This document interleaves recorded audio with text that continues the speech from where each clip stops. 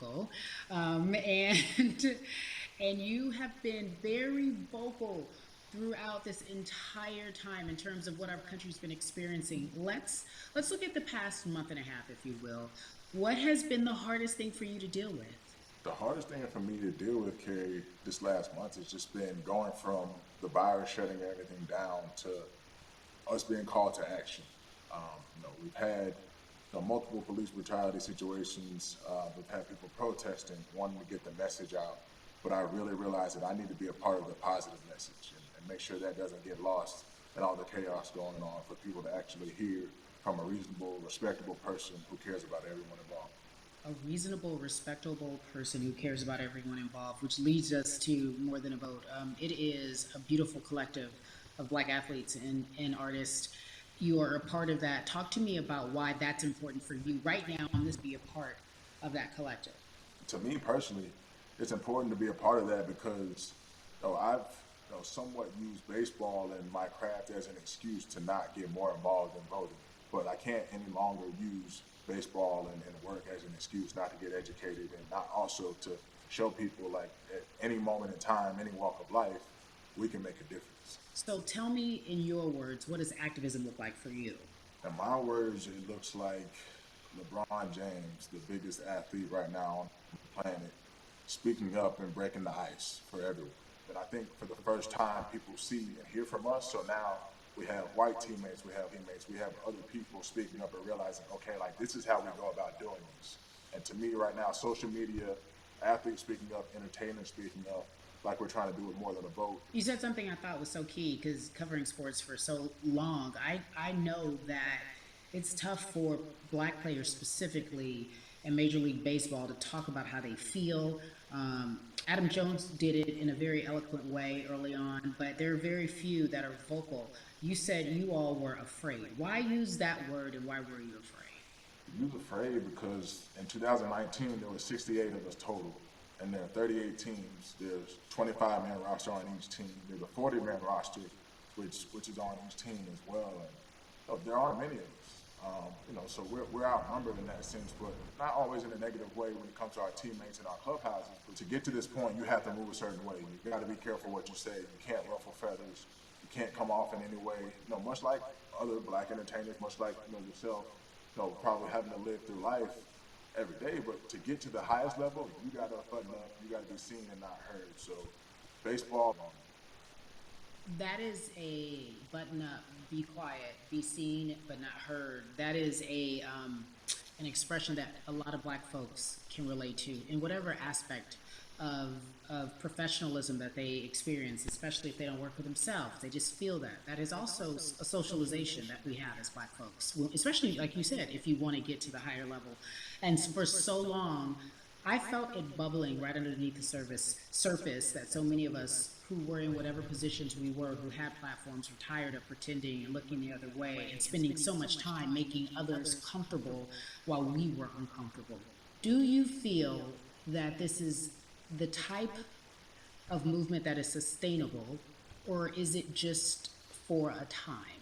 No, it takes everyone joining in on the conversation. And right now, I feel like more than ever, there is little things as possible to distract from bigger issues. And we saw on draft day, we saw our president, Bill Epstein, holding up a sign saying Black Lives Matter and wanting to Yeah, include the rest yeah. of MLB in that. But now we're having those conversations as well. So I definitely think this is sustainable. And it's not always just going to be the popular thing to do. This is something that people want to get right because they know we care. Jason, you said you think it's sustainable, that what you're seeing, especially with your colleagues in baseball, that this can be something where you're feeling more comfortable, feeling more safe to share how you feel about social injustice and police brutality. What are you doing right now in this moment with your platform to help change how we look at voting and how to educate the culture and the community about voting? Well, first, what I'm doing, Carrie, is joining up with More Than a Vote and joining up with other athletes and entertainers to get that message out and use our platform in that sense as a group. And try to create a brand with this to make it something that's not just about the election coming, to make sure that it's about people getting educated for years to come and figure out where to vote and how to vote. We've got people in different areas that cover different demographics and influence different areas of people. And as a baseball player, as a black baseball player, feel like now, like we talked about, is finding the time to show people that you can use your voice in this profession. You don't have to be afraid. And to me, that can help someone, help a kid growing up. He can see me, he can see other guys that were in the video we posted saying, hey, this is what they're standing for.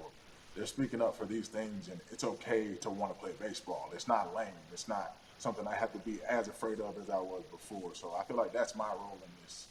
I have a younger brother as well. He's 24. He also plays baseball. So I've got to lead by example. I can't just always, come up with a good answer. I'm joining up here to make sure that I take action and get educated myself. For one, so many people, I feel like in Atlanta, they're on the move. Or when you want to try to make a vote and try and cast your vote, you have to do it by mail. You have to sign up for the absentee ballot. Then you have to get another ballot in return. They have to send it back to you. Well, for me personally, they didn't send that back until it was too late. Right? We didn't get it in the mail to the address that's an Atlanta address at my parents' house. We didn't get that in the mail until it was too late. And then from other friends and family that are still in Georgia right now, I just hear about them being held in lines too long and trying to get off work. And we know how it is for any family, but let alone a black family in the city or in the suburbs trying to take care of their family and trying to provide for them. You try to get off work, and then you're like, wait a minute. You start looking at the clock. It's like, oh, this is not going to happen today, right? And so I saw, Mayor Keisha Bottoms, reach out via social media to people and say, hey, I'm going to address these issues right now. I need y'all to stay in line to cast your votes. Keep hanging in there. So to me in Georgia, that's what that looks like. Well, it's interesting that you even bring that up because there have been all these images, specifically from Georgia, because that's such a battleground, where you see people, especially when it came to the primaries, doing whatever it takes. And this is real life voter suppression that you're talking about. It's been happening for decades. It's not fake. What you're saying, these examples of sending you your ballot too late after the fact or shutting down the polls at 6 o'clock while people still are in line, that's a real life issue. There needs to be some type of change. And I think that what we're doing right now is fair. But the idea of voter suppression, do you think that that is well known, especially with folks, within the generation, your generation?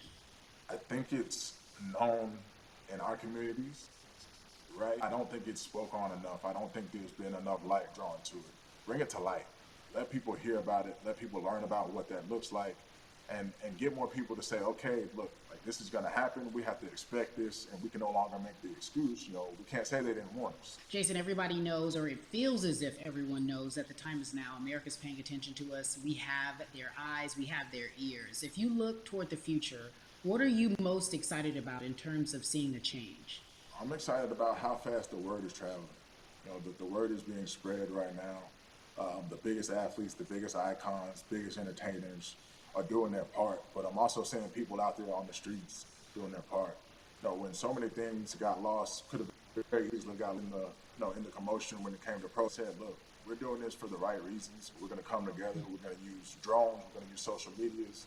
I feel like this is a new wave of getting things done the right way and just spreading the message. You're right about that. And you're right. People are spreading the word unapologetically. We out here. We doubling down. Thank you so much. I appreciate you. Right.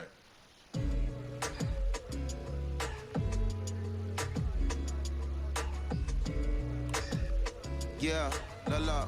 Hey, everybody. I am so excited to welcome a friend, a brother, family member, if you will, former colleague, NBA great, sports analyst, philanthropist. He does it all. And he's here to give us his time and his platform to talk about something that is so important, that is voting. Everybody, welcome Jalen Rose to We the People. Talk to me about how important it is for the people who know you and love you and look up to you. Why is it so important that you use your platform to talk about voting? Initially, we have to get past the stigma of the mental systemic racism that comes with the presidential race, governors, mayors, senators, judges. We've been conditioned to believe that our vote does not matter. So usually when we looked up at all of those races and people that were running, not only did they not look like us, we didn't believe they were there to represent our best interests. So therefore, as a collective, we didn't mobilize until Barack Obama, and we felt a sense of hope that finally our country is going to do something that we felt would never happen in our lifetime. And I remember being at the inauguration in 2008. I made sure I was there. And we voted.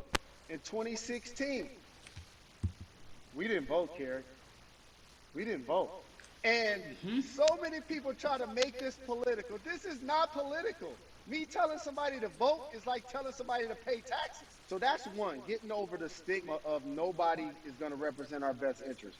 And then number two, the reality is that the person that gets the most votes doesn't necessarily win the presidency. That's uncomfortable right there because that's actually what took place in 2016. The Electoral College chose the president. And if you put all of their pictures up, I'm pretty sure they look a lot more like each other than they look like you and I. How about that? And then the third thing, especially in urban environments, oh man, they create barriers for us, Carrie. It's like you got to jump over the fence, you got to run past the dog, you got to jump on the hood of the car. The lines is 5 hours long. You get up to the pole and they don't work.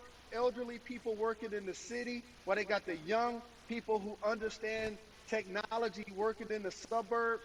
Like these are all systematic things that try to discourage us from voting. And then finally, we don't have a day off to vote. We need to work. So we don't get a day off. It's going to be a full day, and I got to work to pay my bills. So you know what I'm going to do? I'm going to mail in vote. And you know what you want people to realize that that counts too. So your vote will be counted if you're able to mail it in. So those are a few things that I hope that we can do and mobilize. And shout to LeBron and his team. Shout to you and everybody involved. We will make a difference. Well, let's talk about more than a vote.